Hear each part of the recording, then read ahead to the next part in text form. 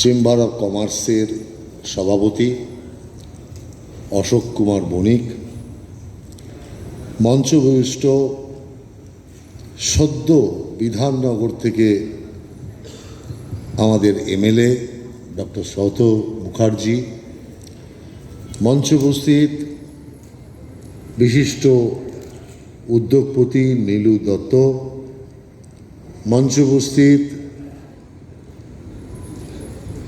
আপনার দক্ষিণেশ্বরের মন্দিরের প্রধান ট্রাস্টি কুশলবাবু, মঞ্চে আসীন প্রাক্তন ক্রিকেটার সম্বরণবাবু, শ্রদ্ধা গ্রুপের কর্ণধার, জিএসটি কমিশনার এবং অন্যান্য আরও বিশিষ্ট ব্যক্তিগণ,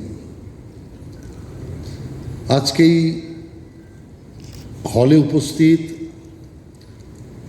বিভিন্ন ক্ষেত্রের অর্থনৈতিক পুরুষ এবং মহিলাগণ।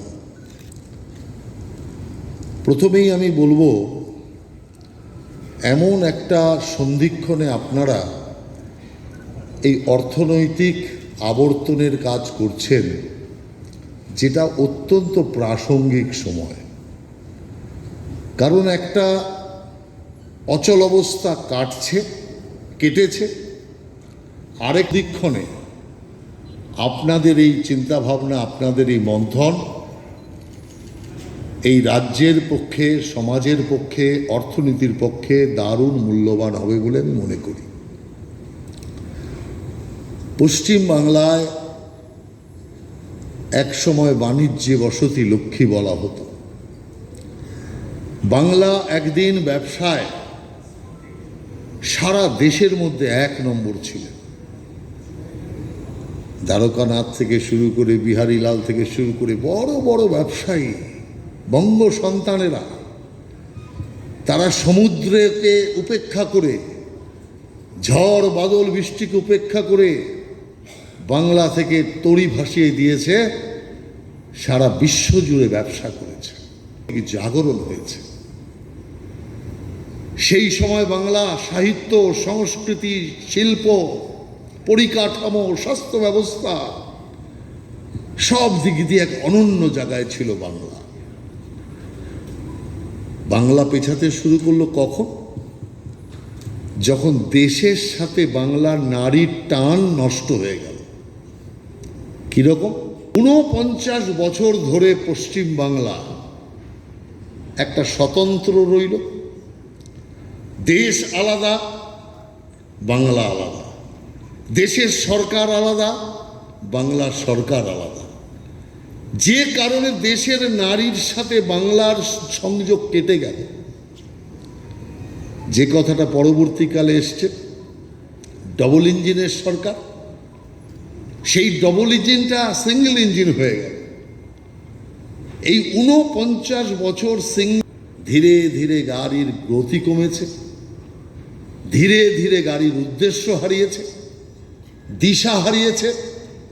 আর সেই কারণে একদিন শ্রেষ্ঠ ব্যবসায় বাংলা আজকে ভারতবর্ষের নিচে, কত নিচের নাম্বারে আছে কেউ বলতে পারবে না। তারপরে চললো ধোঁকাদের, একটার পর একটা ধোঁকা, শুধুমাত্র মানুষকে ঠকানোর ধোঁকা। 34 বছর চললো মানুষ ঠকানোর ধোঁকা। বিনিয়োগ আসছে, বিনিয়োগ আসছে। কে বিনিয়োগ করবে? বিনিয়োগ করতে গেলে তার পরিবেশ লাগে। যারা উদ্যোগপতি, তারা কেউ দান ছত্র খুলতে আসেনি, হরি নামের বাতাসা বিলাতে আসেনি। তারা উদ্যোগের মাধ্যমে তারা এখান থেকে কিছু মুনাফা করতে এসছে। যদি মুনাফার জায়গায় যদি শুধু দিতেই হয়,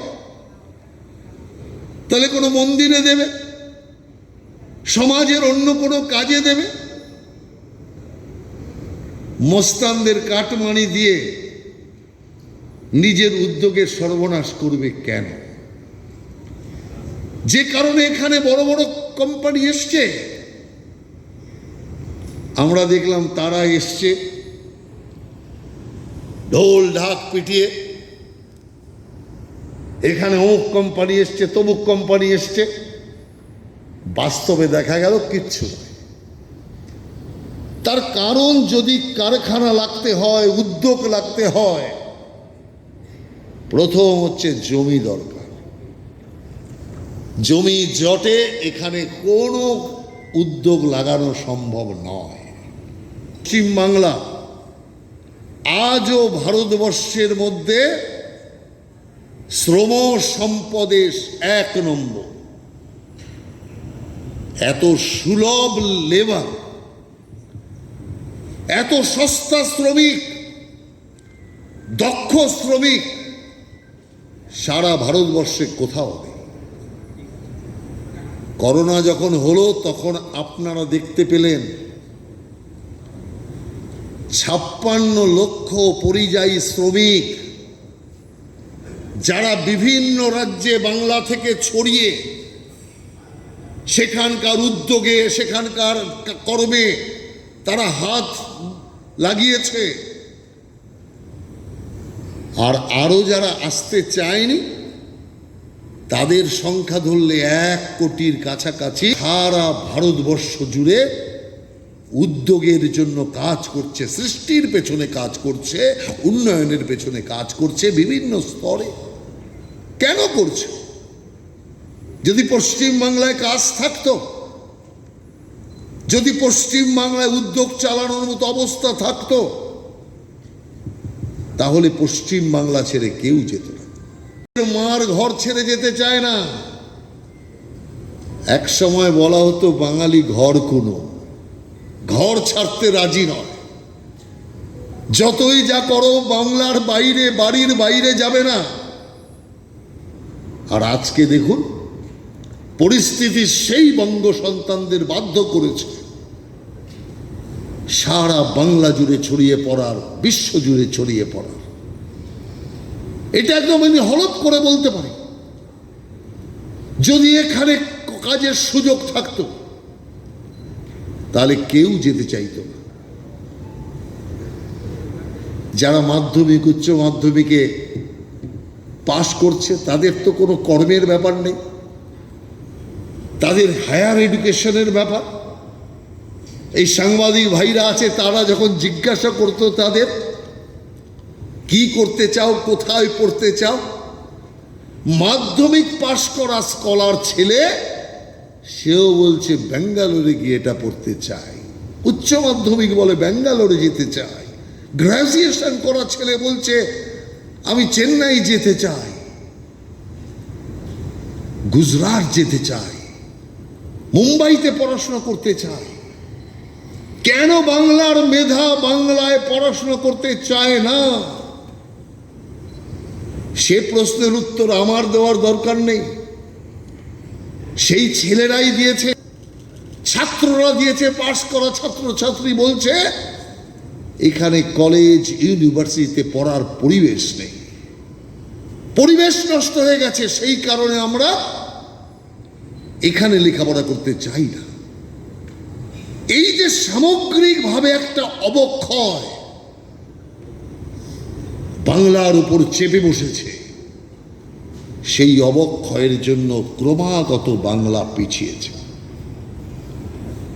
সেই কারণে আমি মনে করি, আমাকে যখন সাংবাদিকরা জিজ্ঞাসা করলো আপনাদের প্রথম কাজ কি,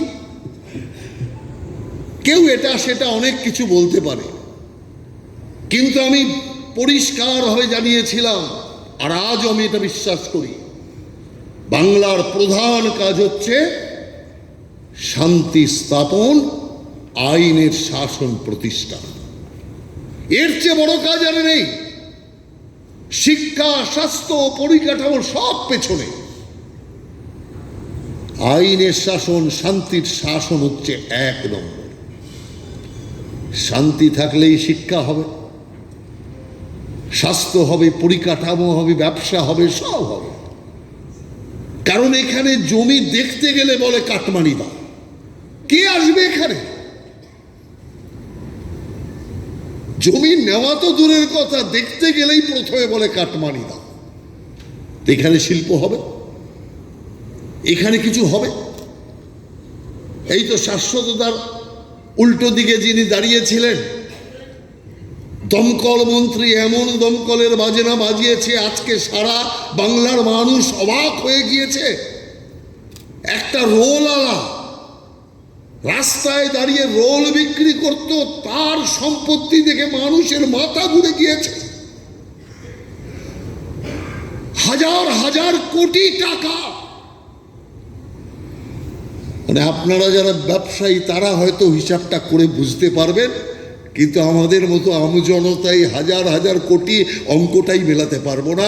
আর এসব বেশি চর্চা করতে গেলে হার্টের ওপর চাপ পড়তে পারে, অঘটন ঘটতে পারে। ভাবতে পারেন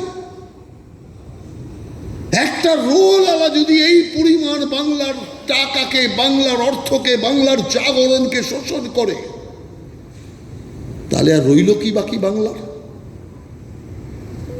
শুধুমাত্র বাংলা পিছিয়েছে অশান্তি আর আইনের শাসন না থাকার জন্য। যেহেতু আইন নেই, চোরের রাজ হচ্ছে প্রাধান্য। লুট করো, লুট করো, যে কারণে ক্রমাগত বাংলা পেছাতে পেছাতে আজকে এক দরিদ্র বাংলায় রূপান্তরিত হয়েছে। অসহায় বাংলা এক পক্ষাগ্রস্ত বাংলায় পরিণত হয়েছে। সেই কারণে আমি আপনাদের পরিষ্কার বলতে চাই যে নতুন সরকার বসেছেন, নতুনকে পুরনোকে বিদায় করেছেন। যদি মনে করেন এতে দায়িত্ব শেষ হয়ে যাবে, আমি মনে করি আপনারাও ভুল করবেন। এ দায়িত্ব যদি বাংলার পুনর্জাগরণের দায়িত্ব যদি শুধুমাত্র নতুন সরকারের হয়, আমি বলছি এ দায়িত্ব নতুন সরকারও পালন করতে পারবে না। তার কারণ এটা সবার দায়িত্ব, যৌথ দায়িত্ব। আপনাদেরও সবাইকে এগিয়ে আসতে হবে।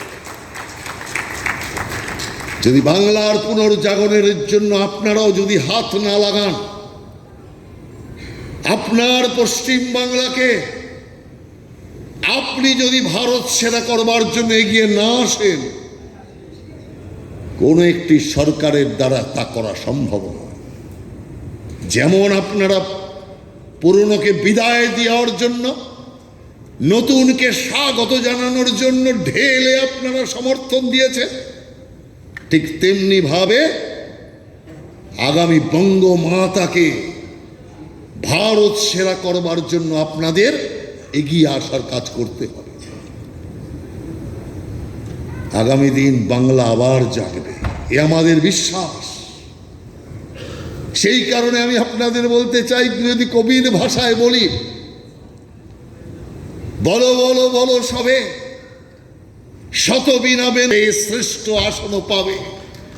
ধর্মে মহান হবে, কর্মে মহান হবে, নবদিনমণি উদিবে আবার পুরাতন পুরবে। আবার বাংলা শ্রেষ্ঠ হবে, আবার বাংলা সোনার বাংলা হবে। অর্থনৈতিক জাগরণ হবে, অর্থনীতির পুনরুদ্ধার হবে, বাংলা ব্যবসায় আবার শ্রেষ্ঠ হবে। অতএব এই জায়গাকে ধরবার জন্য আমি সেই কারণে অশোকদাকে ধন্যবাদ জানাবো। বেঙ্গল ন্যাশনাল চেম্বার অফ কমার্সের প্রত্যেক সদস্যকে আমি ধন্যবাদ জানাবো। এমন একটা সন্ধিক্ষণে আপনারা এই অর্থনৈতিক জাগরণের আলোচনা শুরু করেছেন, অর্থনৈতিক জাগরণের কর্মকাণ্ড শুরু করেছেন, যা অত্যন্ত প্রাসঙ্গিক। শুরু থেকে আপনারা অর্থনৈতিক জাগরণের কাজ শুরু করেছেন। এই রাজ্যে ঘটা করে নিয়ে আসা হলো ইনফোসিসকে, ইনফোসিসের কর্ণধারকে এনে চিৎকার করে এই হচ্ছে সেই হচ্ছে, অত টাকার বিনিয়োগ হচ্ছে। যাওয়ার সময় ইনফোসিসের কর্ণধার বলে গেলেন, আর যেখানে বিনিয়োগ করি এখানে নয়, এখানে বিনিয়োগের পরিবেশ নেই। এক সময় ছিল লাল ঝান্ডার দাপট,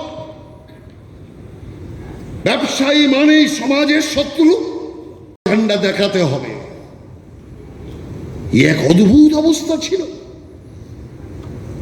সেই কারণের জন্য আমরা মনে করি পশ্চিম বাংলা ধীরে ধীরে ব্যবসা শূন্য হতে শুরু করেছে। আর পরে যে সরকার এলো, কোনো ঝান্ডা না দেখালেও একটাই ঝান্ডা দেখিয়েছে, কাটমানির ঝান্ডা, তোলাবাজির ঝান্ডা। বর্তমান যে নতুন সরকার, এই সরকার দৃঢ় প্রতিজ্ঞ দালালি চক্রকে সমাপ্ত করে ছাড়ব, এটাই হচ্ছে আমাদের নীতি। খোলা মনে ব্যবসায়ী ব্যবসা করবে, কোন রকম গুন্ডাবাজি চাপের কাছে মাথা নত করবে না। আমাদের কথাটা যে শুধু ভাষণ, এরকমই ভাষণ অন্যান্য পার্টির লোকেরা দিয়ে এসছে। একদিক দিয়ে ভাষণ দিয়েছে, পেছন দিক দিয়ে টাকা তুলেছে। তা আপনারাও ভাবতে পারেন এই তো শুনে এসছি, সেটাই একটু জোরের সাথে বলছে, তা নয়। নতুন সরকার আসার পর কয়েক হাজার পুরনো সরকারের লোকের মৃত্যু হওয়ার কথা ছিল। কয়েক হাজার ঘর বাড়ি আগুন ধাউ ধাউ করে জ্বলার কথা ছিল।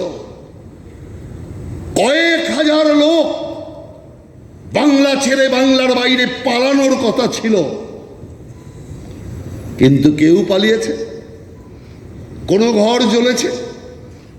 21 সালে আপনি দেখেছেন জেসিপি দিয়ে যারা হেরেছে তাদের ঘর বাড়ি প্রকাশ্যে ভাঙা হয়েছে। 300 কার্যকর্তা প্রাণ দিয়েছে, তাদের এখনো চোকানো হয়নি। কিন্তু আমরা মুখ বুঝে তাকে সহ্য করেছি। যে রক্ত যে আমাদের ঝরেছে, 300 কার্যকর্তার রক্তের দাম তো নেবই আমরা, কিন্তু রক্তের বিনিময়ে রক্ত নয়। অশান্তির বিনিময়ে শান্তিকে আমরা নষ্ট করতে দেব না। যে কারণে সরকারে বসার আগেই পরিষ্কারভাবে আমরা সরকারকে, পুলিশকে লিখিতভাবে জানিয়ে দিয়েছি, লিখিত, যারাই উৎপাত তৈরি করবে কোনো রং দেখার দরকার নেই। অর্থাৎ আমার পার্টির লোকও যদি আইন শৃঙ্খলাকে হাতের মুঠোয় নিতে চায়, তার বিরুদ্ধেও পুলিশ প্রশাসন ব্যবস্থা নেই। আজ পর্যন্ত সারা দেশে কোনো পার্টি এই জিনিস করে দেখিয়েছে? আজ পর্যন্ত বলুন। অতএব এটাই হচ্ছে প্রমাণ যে আমরা হৃদয় থেকে শান্তি চাই। আমাদের কার্যকর্তারা অনেকে দুঃখী হয়েছে, যারা স্বজনকে হারিয়েছে, ঘর বাড়ি হারিয়েছে, ব্যবসা বাণিজ্য সব হারিয়ে পথের বিক্রি হয়েছে। তাদের মনে একটাই ছিল, বদলা বদলা বদলা। তাদেরকে আমরা পরিষ্কার বলেছি, বদলা তো নেবই আমরা। আমাদের কাছে কার্যকর্তার মূল্য সবচেয়ে বেশি। অতএব আমাদের কার্যকর্তার রক্তের মূল্য আমরা সুদে আসলে তুলব, কিন্তু রক্তের বিনিময়ে রক্ত নয়, রক্ত ঝরার বিনিময়ে আইনের শাসন প্রতিষ্ঠা করে আইনের দণ্ডের মাধ্যমে তাদের বিরুদ্ধে উপযুক্ত ব্যবস্থা নেব, খুনির শাস্তির ব্যবস্থা করব। কারণ আজকে যদি আমরা উৎপাত চালাই, সেই একই পথে যদি আমরা চলতে শুরু করি, আপনাদের এই যে বেঙ্গল ন্যাশনাল চেম্বার অফ কমার্সের এই অধিবেশন বেকার ছাড়া। কারণ যতক্ষণ পর্যন্ত অর্থনৈতিক প্রতিষ্ঠার পরিবেশ তৈরি না হবে, ততক্ষণ পর্যন্ত বিনিয়োগ আসবে না। আপনারাও যারা বিনিয়োগ করতে পারতেন, তারাও ভয়ে বিনিয়োগ করবেন না, যেটা এতদিন করেননি। যে ধান্দাটা আছে সেটা নিয়েই কোনো রকম ভাবে চালিয়ে যাও ভাই, ব্যবসা বাড়ানোর দরকার নেই। নইলে এতগুলো বেঙ্গল গ্লোবাল সাবমিট হলো, কোটি কোটি টাকার প্রস্তাব হলো, বিলিয়ন বিলিয়ন ডলারের গল্প হলো, দেশের কত বড় বড় ব্যবসায়ী এলো, প্রতিষ্ঠিত সর্বোচ্চ ব্যবসায়ীরা এলো, কিন্তু আসলের জায়গায় কি হলো? সেই কাজ করা লবডঙ্গা। তার কারণ এখানে পরিবেশ নেই। সেই কারণে আমি আমার বক্তব্যকে দীর্ঘায়িত করব না। আমার আরেকটি জায়গায় যাওয়ার আছে, আর এখন ব্যস্ততাটা একটু বেশি। সেই কারণে আমি প্রথমেই ধন্যবাদ জানাবো বেঙ্গল ন্যাশনাল চেম্বার অফ কমার্সের অশোকদাকে এবং তাদের সমস্ত সভ্যকে, যে তারা এইরকম একটা সন্ধিক্ষণে আমাকে এখানে ডেকেছেন। আর ঈশ্বরের কৃপায় আমি আসতেও পেরেছি। আমি নাই করে দিয়েছিলাম, যেদিন ওনাই গিয়েছিলেন ওনারা আমাকে বলতে, সেদিন আমি নাই করে দিয়েছিলাম। কিন্তু যাক, সুযোগে আমি আসতে পেরেছি, যার জন্য আমি নিজে অত্যন্ত গর্বিত। এবং আপনারা যেই সুযোগ আমাকে দিয়েছেন, আমার মনের কথা, সরকারের মনের কথা আপনাদের সামনে উপস্থাপিত করার, 21980 স্বাভাবিকভাবেই তার জন্য আমি আপনাদের কাছে ঋণী রইলাম। আপনাদের সুবিধা অসুবিধা, যে কোনো বিষয়ে আপনাদেরকে সহযোগিতা করার জন্য আমরা তৈরি আছি।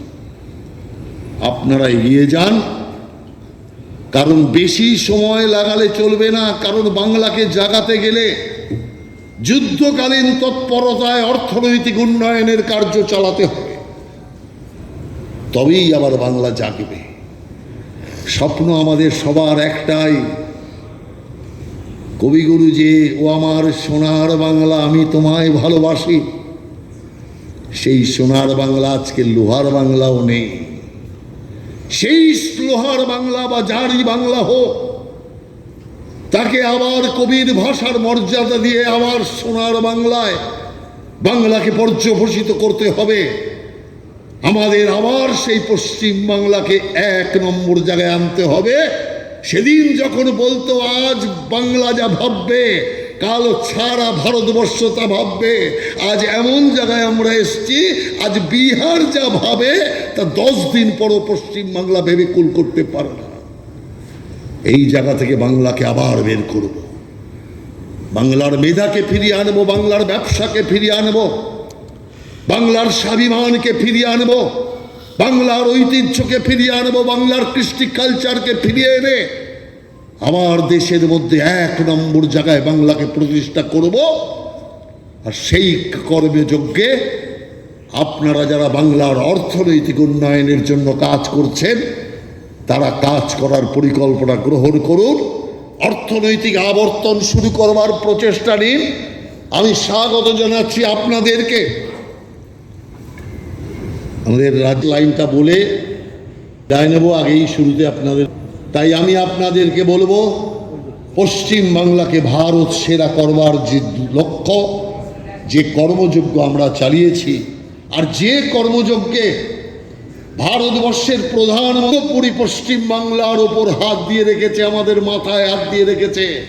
অর্থাৎ প্রত্যেকটি কাজের সাথে ভারত সরকারের সহযোগিতা, স্বয়ং সহযোগিতা, তার সরকারের সহযোগিতা, আমাদের অর্থমন্ত্রীর সহযোগিতা প্রত্যেক ক্ষেত্রে আমরা পাব। সেই কারণে চিন্তার কোনো কারণ নেই। সবাই মিলে ডবল ইঞ্জিন সরকার যুক্ত হওয়ার পর এখন আর সিঙ্গেল ইঞ্জিন নেই, এখন ডবল ইঞ্জিন ঘোড়ার মতো করে ছুটবে। বাংলা এগিয়ে যাবে, বাংলার অর্থনৈতিক জাগরণ হবে, আবার বাংলা সোনার বাংলা হবে। বন্দে মাতরম।